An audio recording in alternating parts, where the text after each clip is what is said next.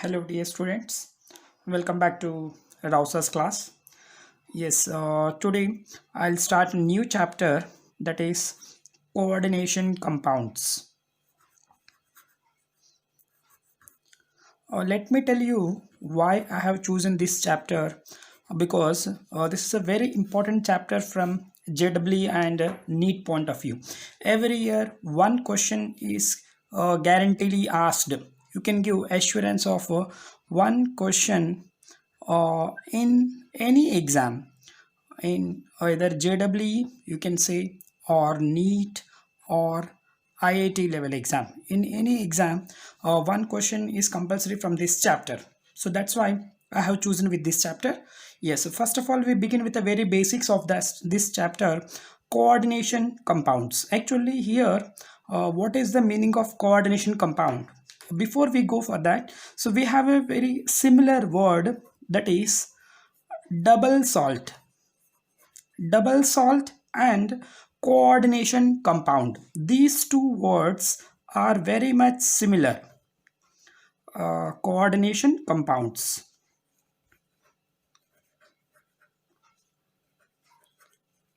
yeah. So what is the similarity between what is the major difference between these two? So coordination compounds and double salts. See, a double salt or coordination compound which are made up of two or more salts. Let me see, give you example first. Uh, After understanding the example, then we'll go for definition. Like we say potassium sulfate, K2SO4, mixed with aluminium sulfate, it is Al2SO4 thrice. And of course, some water molecules are used for crystallization. Then we get, when we mix all these, we'll get K2SO4 dot Al2SO4 thrice dot 24H2O. Okay, so this mixture is called as potash alum. Now this potash alum is called as double salt. Why is it called as double salt? You see, when this compound is dissolved in water, it will dissociate completely. Here all ions will get separate. What are the possible ions here? K plus, then SO4 2 minus means sulfate ion, then aluminium ion Al3 plus. Of course sulfate I am not writing. So all ions get separate, and that's called as double salt. So double salt means what? Any compound which ionizes completely into its constituent ions. Constituent ions means initially what are the ions are available before we are mixing. K plus ion is available, SO4 2 minus is available, and Al3 plus is available, and after the reaction also these ions are available, then it is called as double salt. Right, understood. Now students have doubt, sir, how can we say that potassium ion or sulfate ion or aluminum ions are dissociated? We cannot see these ions with our naked eyes. Then how can we detect them? Yes, by doing chemical test. See, K plus ion can be detected by adding picric acid. If you add picric acid, then you will get yellow precipitate. If yellow precipitate is obtained, then you can say yes, K plus ion, potassium ion is available. Sulfate ion is detected. Ion can be detected by adding aqueous barium chloride. On adding barium chloride, if white precipitate is obtained, then yes, you can say it is a sulfate ion. And similarly, aluminium ion. How can we detect aluminium ion? Aluminium ion, on adding dilute NaOH. If you add dilute NaOH, then gelatinous white precipitate is obtained. Gelatinous white precipitate is obtained. So these are the chemical tests to detect the presence of ions. right? So now initially when I mixed these all salts, after that I got a compound which is completely ionizing into its ions, so this can be called as double salt. So what you understood here is double salt completely ionizes into its constituent ions. Yes, these all are important for lab. Okay, so in the laboratory somebody asked how can you detect the potassium ion, so you just simply say on adding picric acid we will get yellow precipitate. How can we detect sulfate ion? On adding aqueous barium chloride you will get white precipitate. Aluminium, on adding aqueous NaOH or dilute NaOH you get gelatinous white precipitate. This is the meaning of double salt. Now coordination compound.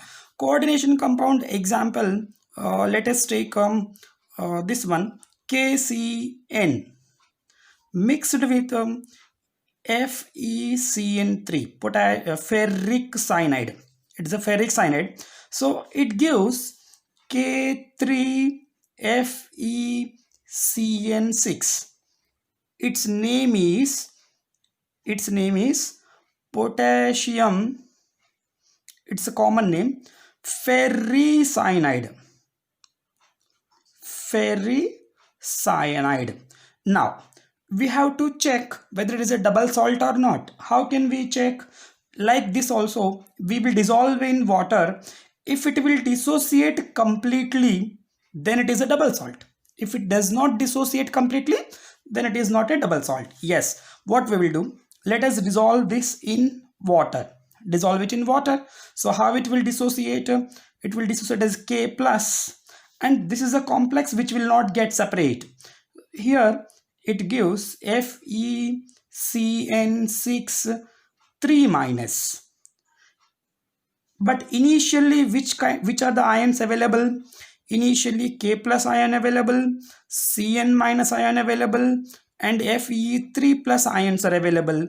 But now here Fe3 plus is not available, Cn minus is not available, so which means it is not completely dissociating. This compound is not completely ionizing into its constituent ions. It's not completely ionizing into constituent ion, then it is called as, yes, it is a coordination compound. Yes, how can we do this? Yes, potassium ion we can check. K plus ion can be checked by adding picric acid. Adding picric acid you will get yellow precipitate. But here to check, I want to know that whether Fe3 plus is available or not.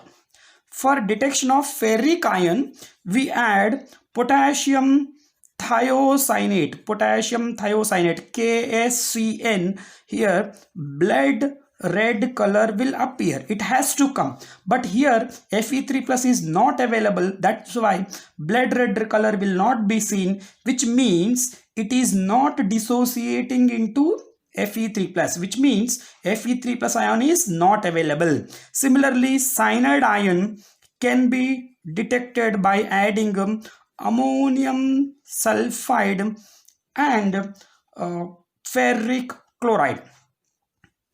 Then red color has to come. But here the red color is not observed, which means cyanide ion is not available. So these are the chemical tests which are useful for lab. So which indicates that it is not completely ionizing into its ions, so which means it is a coordination compound.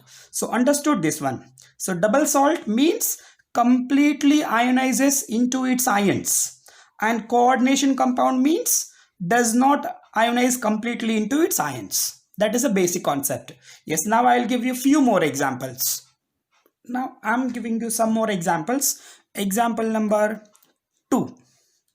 Yes, this is the laboratory question, practical viva question. Okay, so listen carefully. When ferrous sulfate is mixed with ammonium sulfate, and when we do crystallization, for crystallization water will also be taken, and we will get FeSO4 dot NH4 twice SO4 dot 6H2O. It will be formed. This compound is called as ferrous ammonium sulfate. It is called as ferrous ammonium sulfate, which is also called as Morse salt in laboratory. So you will do practicals, dear 12th class students. You are going to do practicals there. In examination they ask what is Morse salt. So you have to tell it is a ferrous ammonium sulfate. What is its chemical formula? This is a chemical formula. And what is its molar mass? That kind of viva questions can be asked. Right. Now we have to identify whether it is a double salt or coordination compound. How can we identify it? Let us dissolve it in water. If it will dissociate completely into its ions, then it is a double salt. If it does not dissociate completely, then it is not a double salt. Yes, here ions Fe2 plus is available. It will dissociate, and the sulfate ion will be available, and ammonium ion will be available. So these all ions will be produced which were available before the reaction. Before the reaction also Fe2 plus, SO4 2 minus and NH4 plus ions are available, and after the reaction also the remains are present, which means I can say here ions do not lose their identity. Can I say like this? Here ions are not losing their identity. Before the ions are, whatever the ions are available, the same ions are available here also, which means ions are not losing their identity. So it is a double salt. Yes. Yes, how can we detect the presence of SO4? That you know, I told you sulfate ion can be detected by adding barium chloride. Now ammonium ion, how can we detect ammonium ion in lab? That is by adding a Nessler's reagent. Okay, on adding Nessler's reagent, if brown precipitate is obtained, then I can say it is ammonium ion is present. Now what is Nessler's reagent? Yes, you think and you write in the comment box. So if you don't know answer, then I will explain. What is Nessler's reagent? It is a viva question. Practically it is asked in so many times in viva. So important question. Similarly, sulfate ion, you know, ferric ion. Ferrous ion is the same as ferric ion. First we add concentrated HNO3 so that ferrous will convert into ferric, and then we add potassium thiocyanate, then we will get blood red color. So these are the chemical tests to detect the presence of ions. So that is double salt. Now another example for coordination compound. Let us take copper sulfate. When you dissolve it in ammonia, it gives CuNH3 4 times SO4. Right. So initially what were the ions available? Initially before the reaction, Cu2 plus available, SO4 2 minus available, and ammonia molecule available. But in this compound, when you dissolve this in water, it will not give this complex. So Cu2 plus will not come out. Here you will get CuNH3 4 times 2 plus and SO4 2 minus. So here Cu2 plus is not getting separated, ammonia is not getting separated. So it here completely ions are not producing, which means here ions lose their identity. So here initially Cu2 plus was available, but now Cu2 plus is not getting formed. Initially ammonia was available, but now ammonia is not getting separated, which means here ions are losing their identity. That is called as coordination compound.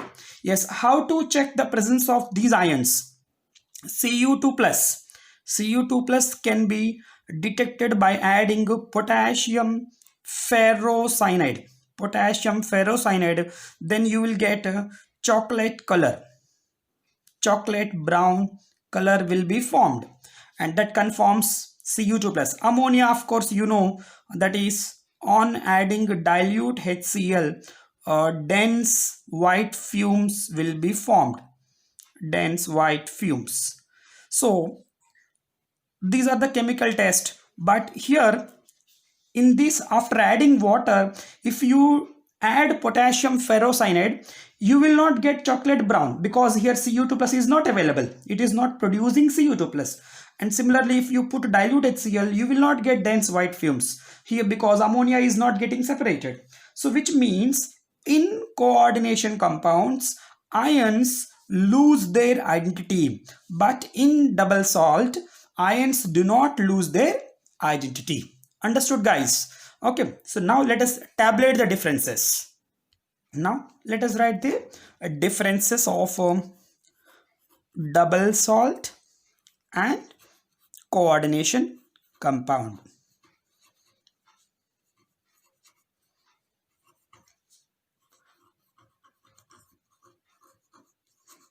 Double salt and coordination compound. Yes, first difference, you tell me what is the difference here? They ionize completely. They ionize completely into its constituent ions. Into its constituent ions. Here they do not ionize completely. Do not ionize completely into their constituent ions. They do separate, but not completely. Constituent ions. Right, clear? Now second point. Second point is, here all the ions test we noticed. We have studied the test. So they give the test of all its ions, because they are getting separated. Here they do not give test of all its ions. They do not give test of all its ions. Only few ions test will be noticed. Next point. What else we have studied? Here ions. Here we studied that the ions do not lose their identity, because here they are giving the test of all its ions, and here ions lose their identity here, because they are not getting separated. Next point, they have only ionic bond. In these compounds you can see they have only ionic bond, and here they have ionic bond as well as coordinate bond. Ionic bond as well as coordinate bond. These are the differences between double salt and coordination compounds. Understood, guys? Yes. So this is about double salt and coordination compound. In the next class, I will explain you about Werner's theory. I hope you understood it, and if you like my video, share with your friends. If you don't like, then at least share with me so that I can improve. Thank you, guys. Take care. Take care. Few.